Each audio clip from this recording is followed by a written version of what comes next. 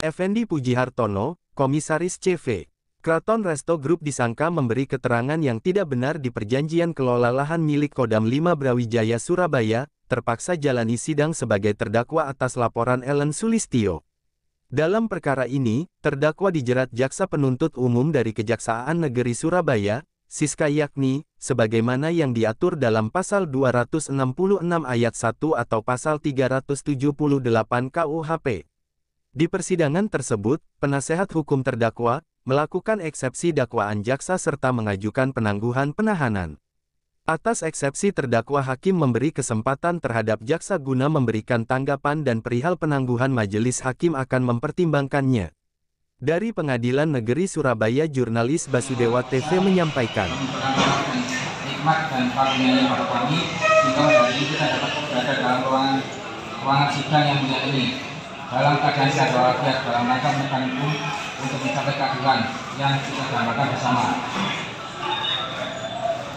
Bahwa nota keberatan eksepsi ini adalah salah satu bahan pelengkap dan penyempurna dari majelis dalam memeriksa perkara, mengadili serta memutus perkara ini karena berdasarkan pada kepada hukum acara sehingga sesuai dengan cita-cita dan hukum sendiri, yaitu keadilan yang fair and trial sebagai bentuk dari dulu proses itu serta tidak mencintai asasi manusia sesuai dengan tujuan dari negara.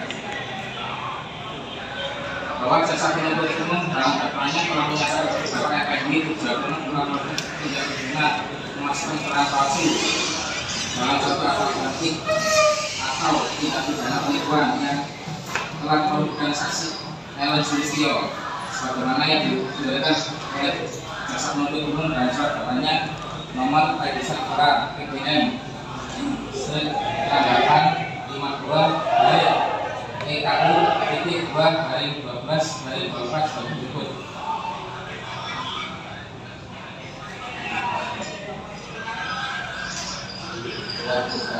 Silakan dibacakan. Yang dia melanjutkan. Oke, baik. Bahwa nota keberatan atau eksepsi ini kami didasarkan atas pasal 156A ayat 1 KUHP. Adapun dalil-dalil kami adalah sebagai berikut. Pertama, adanya sengketa yudisial atau prejudicial gesil. Prejudicial gesil menurut kamus Vokema Andrea adalah masalah kurung buka biasanya berdata kurung tutup yang harus dipecahkan terlebih dahulu sebelum dapat mulai mengadili pokok perkara. Dibedakan antara question prejudicial action dan question prejudicial judgment. Mahkamah Agung telah mengisi kekosongan hukum perihal prejudicial gesil, yaitu pada waktu itu belum terakomodir dalam hukum acara pidana. Oleh karena hal tersebut, Mahkamah Agung mengeluarkan Perma nomor 1 tahun 1956 dan Sema nomor 4 tahun 1980. Cerminan atau refleksi dari perhatian Mahkamah Agung untuk mengakomodir permasalahan itu terdapat dalam konsideran Perma nomor 1 tahun 1956 sebagai berikut. Menimbang bahwa oleh karena dalam peraturan acara pengadilan yang sekarang berlaku di Indonesia tiada peraturan mengenai hubungan antara pengadilan perdata dan pengadilan pidana. Dalam hal ini ada nampak keraguan-keraguan. Menimbang bahwa untuk menghilangkan keraguan-keraguan ini, Mahkamah Agung menganggap perlu dengan mempergunakan kekuasaan yang diberikan kepadanya pada pasal 131 Undang-Undang Mahkamah Agung Indonesia. Setelah kami membaca, memahami, dan menganalisis surat dakwaan jaksa penuntut umum nomor register perkara PDM /6852 EKU-2/12/2024 atas terdakwa Effendi Pujihartono terdapat sengketa yudisial yang bertipe question prejudicial judgment. Kurung buka masalah dipecahkan dahulu sebelum mengambil keputusan. Berdasarkan penafsiran Perma nomor 1 tahun 1956 Junto Sema nomor 4 tahun 1980, syarat agar dapat masuk kategori prejudicial gesil yaitu dengan adanya hubungan atau kesamaan antara subjek, objek, dan alat bukti yang disampaikan pada perkara perdata dan perkara pidana. Sebelum perkara nomor 2511/B/2024 PN Surabaya tanggal 19 Desember 2004 atas nama terdakwa Effendi Pujihartono dilakukan pemeriksaan di Pengadilan Negeri Surabaya, masih terdapat dua perkara perdata yang sedang berjalan atau belum berkekuatan hukum tetap. Yang pertama adalah perkara nomor 684/P/D/2024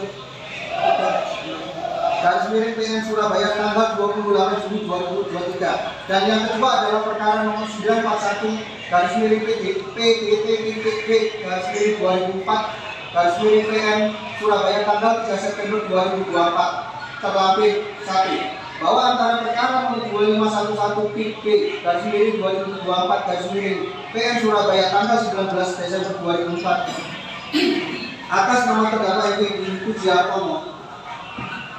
Perkara nomor 684 garis miring PDT garis miring 2023 garis miring PN Surabaya tanggal 28 Juni 2023 dan perkara 941 tanggal 3 September 2024 memiliki hubungan atau kesamaan antara subjek, objek, dan alat bukti perkara yang disampaikan pada pemeriksaan sidang perdata dan pidana yang akan dilangsungkan. Untuk memudahkan majelis hakim memeriksa perkara pada pengadilan negeri Surabaya dengan perkara nomor 2511 garis miring PTB garis miring 2024 garis miring PN Surabaya tanggal 19 Desember 2004 atas nama terdakwa Edi Pujiartono dalam menilai nantinya, maka kami akan mengklasterkan secara detail antara subjek, objek, dan alat bukti antara lain sebagai berikut yang akan dibacakan. Apabila diurutkan berdasarkan kronologis perkara berdata dengan perkara nomor 684 PDT garis miring 2023 garis miring PN Surabaya diajukan tanggal 28 Juni 2023 yang tujuannya untuk diuji kebenaran secara perdata di pengadilan negeri Surabaya yang sampai dengan nota keberatan atau eksepsi ini dibacakan perkara akbo sedang diperiksa dalam tingkat kasasi. Sedangkan laporan polisi dibuat pada tanggal 5 Agustus 2023 yang kemudian disusun gugatan kedua dengan perkara nomor 941 garis miring PDT garis miring 2024 garis miring PN Surabaya tanggal 3 September 2024. Jika dicermati, terdakwa Edi Pujiartono sangat mematuhi apa yang sudah disepakati dalam kesepakatan para pihak pada kesepakatan kerjasama atau MOU pemanfaatan aset TNI AD PHI Kodam 5 Jaya nomor MOU garis miring 05 garis miring Romawi 1X garis miring 2007 tentang kerjasama tanggal itu tempat olahraga dan rumah makan tanggal 28 September 2017. Perjanjian sewa pemanfaatan aset TNI AD Kodam 5 Jaya nomor SPK garis miring 05 garis miring Romawi X I garis miring 2017 tentang sewa menyewa tanah untuk tempat olahraga dan rumah makan tanggal 13 September 2017 dan akta perjanjian pengelolaan nomor 12 tanggal 27 Juni 2022 yang dibuat di hadapan notaris Ferry Gunawan Eza bahwa penyelesaian kesepakatan para pihak diselesaikan secara kepercayaan bukan pidana karena seharusnya secara eksplisit apabila terdapat permasalahan yang beririsan antara perkara pidana dan perkara pidana yang menyangkut adanya perjanjian yang sah serta terdapat unsur manifestasi atau penipuan, maka pengaturannya sudah dikenakan atau diatur dalam pasal 1328 KUH Perdata. Pasal tersebut mengatur penipuan merupakan suatu alasan untuk membatalkan persetujuan bila penipuan yang dipakai oleh salah satu pihak adalah sedemikian rupa sehingga nyata bahwa pihak yang lain tidak akan mengadakan perjanjian itu tanpa adanya perindustrian. Penipuan serta pasal tersebut masuk dalam satu kategori pasal cacat kehendak. Pasal ini mewajibkan apabila ditemukan adanya perindustrian yang sedemikian rupa maka harus dibuktikan terlebih dahulu pada sidang pembatalan perjanjian. Pengujian pembuktian untuk membatalkan suatu perjanjian ada pada ranah hukum perdata.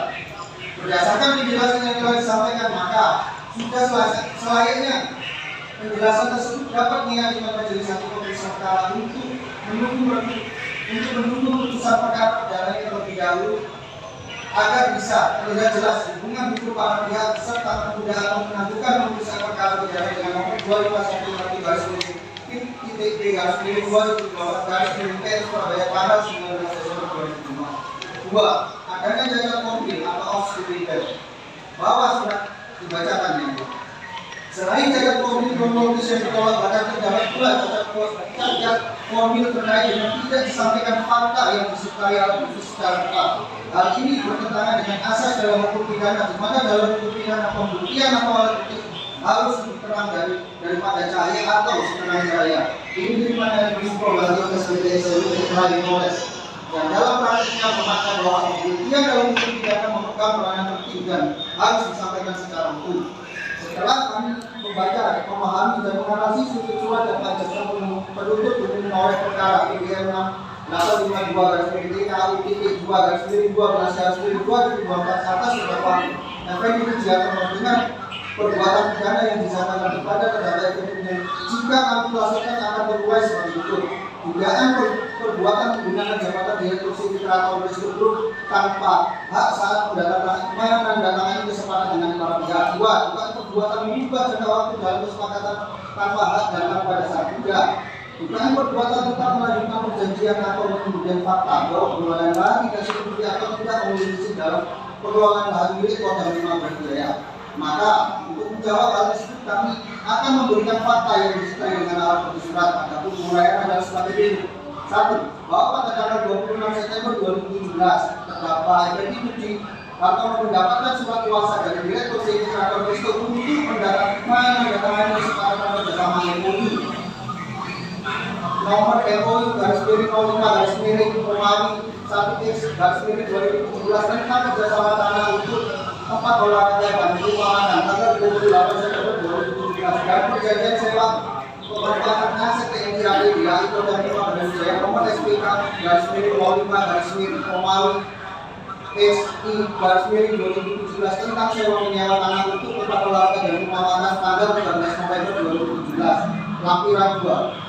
Bahwa pada tanggal 7 Juni 2022 terdakwa Effendi Pujiartono mendapat surat kuasa dari Direktur Sekretariat Resto untuk menandatangani akta PJJ pengelolaan nomor 12 tanggal 27 Juni 2022 yang dibuat di atas notaris dan Gunawan SH lampiran 3. Bahwa dasar perubahan jangka waktu dan persetujuan telah disampaikan pada saat sosialisasi peraturan Menteri Keuangan nomor 115 garis miring MK titik 06 garis miring 2020 dan dapat dilihat jelas dalam landasan judicial dan Menteri Keuangan Republik Indonesia AM Menteri Keuangan Kepala Kantor Pelayanan Kekayaan Daerah Surabaya dengan nomor S/153 garis miring MK titik 6 garis miring KNR titik 1001 garis miring 2023 perihal persetujuan sewa atas barang milik negara berupa sebagai tanah pada SOP dan 5 garis miring Brawijaya Surabaya tanggal 28 April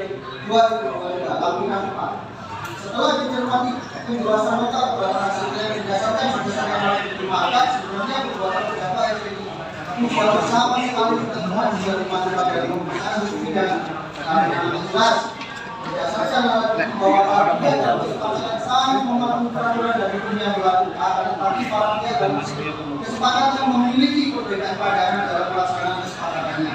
Oleh sebab itu pemeriksaan yang tepat untuk permasalahan tersebut adalah pemeriksaan secara hukum perdata. Oleh karena itu kami memohon kepada majelis hakim memeriksa perkara nomor 2511 garis miring titik P 2024 yang Surabaya tanggal 19 September 2024 di Pengadilan Negeri Surabaya yang memeriksa dan mengadili perkara ini untuk berkenan yang mempertimbangkan dalil-dalil yang terturai dalam nota keberatan SFC dan selanjutnya berkenan memberikan putusan sebagai berikut. Mengadili 1. Menerima nota keberatan SFC dari penasihat hukum terdakwa Effendi Pujiartono. 2. Menunda atau menangguhkan pemeriksaan perkara pidana dengan nomor 2511 garis miring titik P garis miring 2024 garis miring PN Surabaya tanggal 19 Desember 2024 dengan surat dakwaan jaksa penuntut umum nomor register perkara PDN strip 6852 garis miring EKU titik 2 garis miring 12 garis miring 2024 atas terdakwa Effendi Pujiartono sampai dengan perkara perdata nomor 684 garis miring PDT titik D garis miring 2023 PN titik Surabaya tanggal 28 Juli 2023 dan perkara nomor 941 garis miring PDT titik D garis miring 2024 garis miring PN Surabaya tanggal 3 September 2024 berkekuatan hukum tetap. 3. Membebaskan terdakwa Effendi Pujiartono dari tahanan atau menerima nota keberatan atau eksepsi dari terdakwa Effendi Pujiartono. 2. Menyatakan surat dakwaan jaksa penuntut umum nomor register dibacakan batal demi hukum. 3. Menghentikan pemeriksaan perkara pidana dengan nomor 2511 garis miring titik P garis miring 2024 PN Surabaya tanggal 19 Desember 2024 membebaskan terdakwa Effendi Pujiartono dari tahanan, atau apabila majelis hakim yang mulia berpendapat lain, mohon putusan yang seadil-adilnya, atau mohon untuk mengadili menurut keadilan yang baik. Terima kasih ya.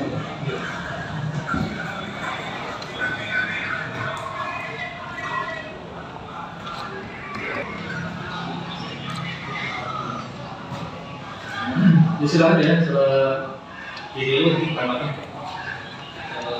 saya ini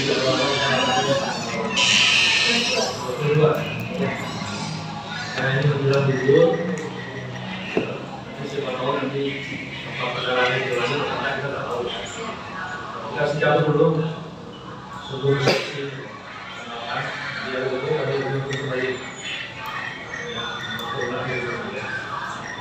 oke ya. Sokobi Pak. Oh, Sokobi nanti segera ke BP. Hari ini ya. Hari ini. Ya, oke ya, begitu ya. Tepatnya jadwal persidangan kalau bisa ya jam 1 jam 2 ada. Hah? Itu kerja. Nah, betul. Jam berapa bisa? Jam 2. Izin yang mulia, sebelum diakhiri yang mulia, kami selalu rajin yang mulia mengingat terkait dengan penangguhan penahanan kami yang sudah kami ajukan. Karena ini tadi pagi saya mengunjungi terdakwa yang mulia, kesehatannya kembali menurun yang mulia. Kemudian syarat objektif maupun syarat subjektif harusnya sudah bisa terpenuhi menurut pandangan kami yang mulia. Mohon izin yang mulia agar ini fair, mohon untuk diberikan kesempatan penangguhan penahanan atau setidak-tidaknya pengalihan tahanan yang mulia, agar kami bisa memperjuangkan bukti-bukti kami di sini dengan sangat maksimal ya. Mohon izin ya.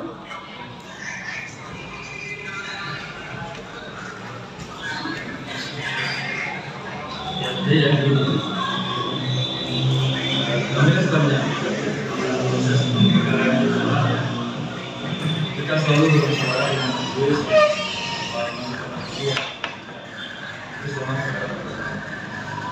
jadi kalau kondisi fisik daripada apa ya mau aja bunda saya tolong diperhatikan nanti ya. Jadi kalau kita lihat riwayat penahanan kemarin ada juga yang akan tahu juga. Kalau memang misalnya harus berobat ya, lihat. Saya membawa saudara ke sidang yang saya tanggung jawab fisik itu kepada kita.